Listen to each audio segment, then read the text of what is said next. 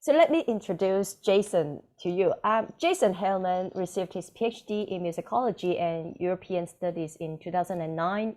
Currently, he is working as the producer and the host of the radio show Classical Tulsa for Public Radio Tulsa. So I have some questions for you, Jason. First of all, could you tell us about your background? Well, Misty, thanks for having me here. I started out as a performer. That's probably what a lot of musicologists say. I wanted to be an orchestral trumpet player, and I studied that, and I did that for a little while. But over time in college, I got into wanting to know why things were the way they were in music, and that pushed me into musicology. I did a master's degree somewhere else, then I came to Duke to do my PhD. While I was at Duke, I had a year and a half of study in Vienna to write my dissertation. And that's where I started my other sideline, which is translating German into English. And that's something that I've done for a long time to sort of make extra money. Unfortunately, I finished my PhD in 2008, 2009 during that horrible recession that we had then. It doesn't quite seem as horrible in light of what we've just had, but at the time, hiring was really bad. And so I was basically underemployed in 2010. And I moved back to my hometown, and some friends of mine that I went to college with were wanting to start a chamber music group because they were also similarly underemployed. And we did that. We started Tulsa Camerata, a nonprofit chamber music collective. And I started appearing on stage essentially as the host of the concerts, giving little introductions to each piece because the collective didn't really want to nominate one of the musicians to be above the others to do that. And so I seemed like an outsider, like an MC basically. And so I did that for a while. I eventually became the executive director of that organization. And I did that for a few years, and that's mainly about raising money. And it was sometime in the middle of the raising money that I realized I wasn't talking about music as much or thinking about music as much as I really wanted to. And so I had the idea of doing something else, and I quit that job in 2017 to pursue that. And so that's what got me here, where I am now. So I know that you're the producer and host of the radio show Classical Tulsa. So I'm curious, what's a typical day like at your organization, especially pre and post COVID? Well, the COVID's only change was that I do a lot more work at home. And so other than that, COVID hasn't been a huge impact on my own life because I already do quite a bit of stuff at home anyway. I will say that there aren't any typical days. My work is a lot like when I was writing my dissertation, if you remember that time, which is basically most days a week, I get up, I check my email to see what new work is here. I procrastinate a bit, I work on it, I procrastinate a bit, I work on it, the day ends. Radio day, my show is only one day a week. And so I produce it in advance because that's how we all do it. Everything is taped on our local NPR affiliate.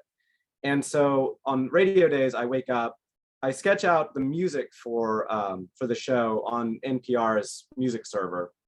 Then I write a script of about 1,100 to 1,600 words. And then sometime in the late afternoon, I go into the studio when that was a possibility and record it for a couple of hours, which takes time because I do multi-tracking and things like that, and then post it all and I'm home by 5. More recently, I've been recording from home using a studio that I've kind of gradually assembled. I actually have it. I'm sitting at my home recording apparatus right here.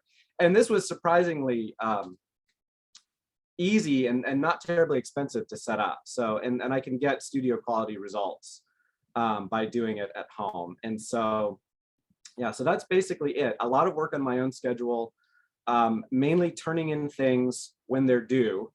And that kind of sums up my life. It's a very, it's like I said, not unlike when I was writing my dissertation. So thank you so much. So this question is, that's so important for me. Like, what can postdocs and students who would like to work in this field or explore it further, what can they do to prepare? Well, there's nothing much you can do in the coursework because what I do, really the bulk of my work is talking to other people, like talking to normal people for the most part. In addition to hosting the radio show, I also write program notes for orchestras and chamber groups. I do live pre-concert presentations where I'm speaking to a normal audience. I spend zero time talking to academics in my radio work. And that's a very different mindset from what we're taught to do in grad school. And you have to kind of develop that in parallel. You have to sort of forget what you're taught to do in grad school and forget how to write papers, basically, when you talk to normal people. And so the best thing that I could say is just to practice it somehow. I don't know. So not everybody is going to be a classical radio host, right? But there are a lot of public radio opportunities for people in the humanities, in part because national NPR is getting on to the affiliates about expanding their podcast offerings.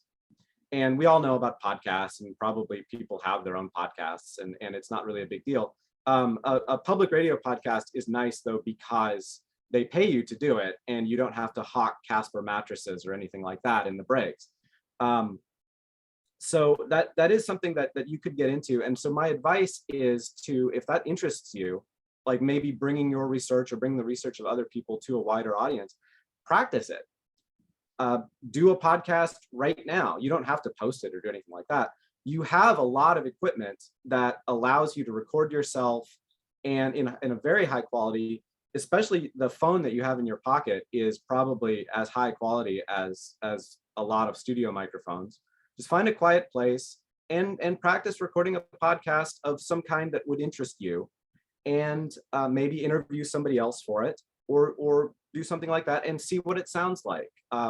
Just practice preparing for it, practice delivering it. There's ways that you can edit it for free on your own using different freeware software that's available. That's what I started out doing, and seeing what that's like. Play it for some friends and see if they connect with it, and see if that interests you. Because if you do that, you can essentially build a portfolio that you can take to a local NPR affiliate and say, here, look, I'd like to develop this podcast for you. Here's what I sound like. And I think that's probably the best way, if this is something that interests you, is just to do it. Sounds so exciting. So what's the employment outlook for your field given the COVID crisis? Well, so COVID, I kind of alluded to earlier that COVID was not the big scare that it turned out to be for us in public radio. And actually, we had two of our best three fundraising cycles in just the last year and a half, while everybody was home stuck listening to the radio. So that's actually been really good. We are somewhat COVID proof in that regard. However, that said, there are also industry trends that are heading maybe negatively in some ways. What I do right now won't necessarily be a career. It's kind of a sideline, because the industry is moving to more and more independent producer contractors who just produce a show on their own and sell it to the NPR station. Fundamentally, that's what I do. The local station lets me use their studio when I want to, but fundamentally they pay me for a finished product, and I'm not an actual employee of the station. And that doesn't bother me because it works out really well for me and my time and what I want to do. But that can continue to shift, and I have no idea what direction that's going to go in. I don't think that public radio is in danger. And also, I mean, podcasts are huge, so people obviously enjoy listening to people. But it's just a matter of how that field is going to shake out and how people are going to get paid in the future. That's something to keep an eye on, and to see how that's going to continue to evolve. I see. So I know that the tricky thing about music or art related job is that they are not advertised. Yeah. So now you've been working in your field for many years. From your observation, what are some of the areas you foresee might create job opportunities? Well, so it's interesting. I do two things that are essentially being replaced by technology, right? I translate, which most everybody just goes to a website to do. And I spin music on air, which most everybody uses an algorithm to do. And so that is a real, that can be a real threat. But the problem is that I don't know that people are really liking that. I still have a job because the software that does both of those things is not especially good. And there might be a time, especially in terms of live hosting, that it's never going to be especially good. Like, we're always going to enjoy having that connection with another human being that an algorithm really can't replace. And so in terms of like how to find work in the future, what I essentially did was made it up myself. I mean, I proposed the show to the my general manager out of the blue from his standpoint, but I'd actually done quite a bit of research with other workers at the station to find out what kind of niche I could fill there. And essentially my advice is to look around, if you're in the arts, especially, look around and see what's missing in your community and see what could be added to your community and what is something that no one is doing. What I wanted was something to get people excited about live concerts when I was the executive director of Tulsa Camerata, because we were going to play weird music that nobody had heard of. And if we just said, hey, come hear Messiaen, people would be like, I don't even know what that is. But if I were to play a little bit of it, they said, oh, that's interesting, I'd like to hear that. So that was an opportunity that I just recognized by just being out and around in my community. A lot of these opportunities will be in the community and not national. Like, I don't know if I'm ever going to be, you know, an APM host of Performance Today or anything like that. But certainly within my community, there's a niche that I can fill and something that I can do to bring my academic training into the community and make it relevant to them. And I think most all of us in the humanities have an option to do that if we want to and if we look for it. Yeah, I agree with that. So this is a follow-up question. So from your observation, does COVID create new music-related job opportunities, maybe like technology? You know, there's a way of thinking about it like that, yes. I mean, if everybody's knee-jerk answer is COVID has been horrible for the music industry because for the most part, we've been silent. Here in Tulsa, though, that hasn't been the case. And actually, we have been able to, once people were able to start getting together relatively safely in the spring, we were able to start recording empty concerts by the Tulsa Symphony, for example, and broadcast them on Public Radio Tulsa for free. And so there's a lot of opportunities for things like that. The funding for that, I mean, it's upending the money-making model because obviously people aren't paying for tickets and going in and sitting down and watching the concert. So they have to raise money for that in some other way. But there are opportunities to do what we do on radio, to do what we do online. I'm also simulcast on, my show is on FM radio, but I'm also simulcast at publicradiotulsa.org, so you can hear it live from anywhere at that time. And to develop those kinds of remote listening opportunities. And I think there are a lot of opportunities for that if people see the value in it and can develop them in a way that still connects with people despite the difference, but and that also is still economically viable. You're still able to raise money and pay people reasonably well for this, and not just, you know, give out the product for free. And that's the trick, is to make sure that everybody can make a living doing this kind of thing. But yes, there are definitely a lot of opportunities. It just goes into sort of looking at the niche and looking at what niches need to be filled and seeing how you can fill it. So glad to hear that. So imagine you're hiring a colleague now. What qualities would you be looking for in a candidate? I would actually love to hire more people at the station in the classical side. And what I would like to see is, a lot of these are sort of, I have to kind of make them more general because I have a lot of specific ideas about classical hosts that I'd like to see. But I would like to see somebody who communicates well, somebody who can talk to everyone, a wide variety of audiences, and feel comfortable doing it. Somebody who's curious, somebody who wants to expand their world and look beyond what's been done 1,000 times and try to find something new, whether it's something new to present or a new way to present it. I don't know what that's going to be, obviously, but that's what I want to find out from somebody else. I want to hear their ideas. And yeah, just somebody who's going to be collegial and will want to work together to build something good. mean, those are, I think, the qualities that I would look for in somebody that I'd like to work with. And I think that's something that, I mean, anybody in the humanities can, I think, really aspire to do.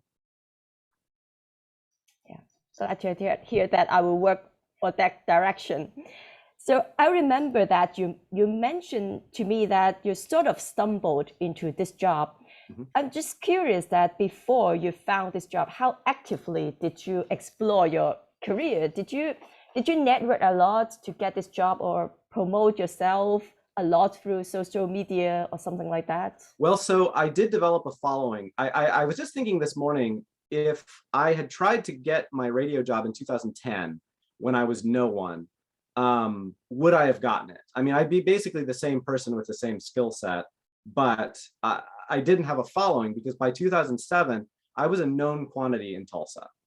I had been talking in front of audiences for years. The same people that listened to classical radio knew exactly who I was. And I think that helped a lot. I have done a little bit of social media. That hasn't been really useful to me. And I mean, I just did a social media post for my show this morning, but I don't know. And especially now as social media is becoming increasingly monetized, it's becoming less useful as a means of attracting people to my other free broadcast that I'm doing that's not on social media. So yes, it is really just about, it can be about practicing. Like what I suggested earlier about doing your own podcast. If you're able to actually put out a podcast and get feedback from people and actually get people to listen to it, then that can actually be something that leads to a radio job. If you're able to do some sort of live presentations that get people in your community that people get excited about, whether it's maybe through a museum or through an orchestra or a chamber music group or some educational offerings, those are the kinds of things that you can develop. Those are always, arts educational offerings are a huge growth opportunity that I think a lot of grad students ignore. Because one thing I learned when I was ED of Tulsa Camerata is for every dollar that we got from the state and the federal government, we had to spend X amount of dollars on education. And that meant we had to develop some kind of an offering that would fit into a curriculum or something like that. And that was a niche for somebody who had an educational background. Luckily, a lot of our people were. I mean, myself and other people who were orchestra directors around town were able to get together and do that. But that's also a niche for somebody in the humanities right now to be able to do educational outreach opportunity trainings on a freelance basis for some of these organizations. And that's a way to develop a following and a career. Anything you can do, whether it's in real life or online. I mean, radio is a funny business, right? I mean, the world can get tired of me and I'll be fired. Yeah, it's I can just get canceled for the normal reason of getting canceled, which is everybody's tired of listening to it. And so you do have to do things to keep yourself fresh, keep yourself in front of people, connect with people, and make them interested in you and what you have to say. And so anything you can do to do that in the real world, in radio, in social media, any of those things are going to help. Thank you so much. So let me see if does anybody have questions for Jason? Like we have one in the chat. How do candidates articulate those skills on a resume, CV, job application? Well, so I have a very weird, I actually wrote up a resume for some reason just a couple of years ago, and it's weird because I stressed my sort of public work over my academic work. And even if I wanted an academic job, for example, like that's how I'd have to stress it because that's what I've done over the years. So you need to look at, a normal, if you have an academic CV and it has your sort of like academic experience, and then it can have sort of a section of public outreach experience. And it can talk about, under that, you can talk about what you've done and what tools you've used to make it happen. Like if you've done podcasts, you can say, produce such and such podcast using such and such software and distributing over such and such platform. And there's space for that, like that. The catch is, when I got the job I have, no one ever looked at a CV. All they wanted to know was, what do I sound like and what can I produce? Because I ended up producing 2 pilots for the station that they all listened to and voted on without me. And I could have just as well been almost anyone off the street and done that. because they do try to cast a wide net and get a diverse group of people pitching shows. So ultimately, in what I do, the product became extremely important. I think also in podcasting, the product is something that you can be judged on. So in a way, there is a point at which you don't even need a CV in this job, because of how non-traditionally it's recruited. So instead, you have a portfolio of what you've done and what you can point to and say, like, here's the product that I've made. This is what I sound like. This is what I can continue to do for you. And the better of a product portfolio that you have, I think the better off you'll be in the long run. Thank you so much. So I think we have had a great time, and I think the time is nearly up. So thank you so much, Jason. Thanks for your advice and suggestion to us. Hope that you continue to produce a lot of wonderful radio programs to the audience. Well, thank you, Misty, and thank you for having me here and letting me talk to all of you back here at Duke. And Jason, we're so sorry for the Zoom mishap. I'm thinking that this recording is going to be really valuable for a lot of people.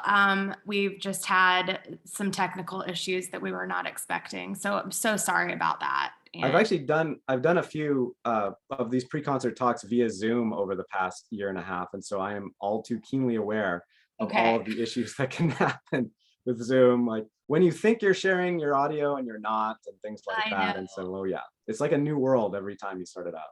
It really is. Thank you for your understanding. We're sorry that it affected attendance and everything, but I know that people, I've gotten a lot of emails about, asking if things are being recorded. So, and if anyone has any follow-up questions for me, you can feel free to distribute my email if somebody asks at jason.heilman@gmail.com. And I think that is, I'd be happy to talk to anybody in more detail if they're curious about, what it is to, if they really are curious about getting into this crazy field of mine. That's great. And I'll mark to put that we're allowed to share your email. Thank you so much. We appreciate that. Great. Thank you so much, Jason. Thank you. Very kind. Take care. Take care.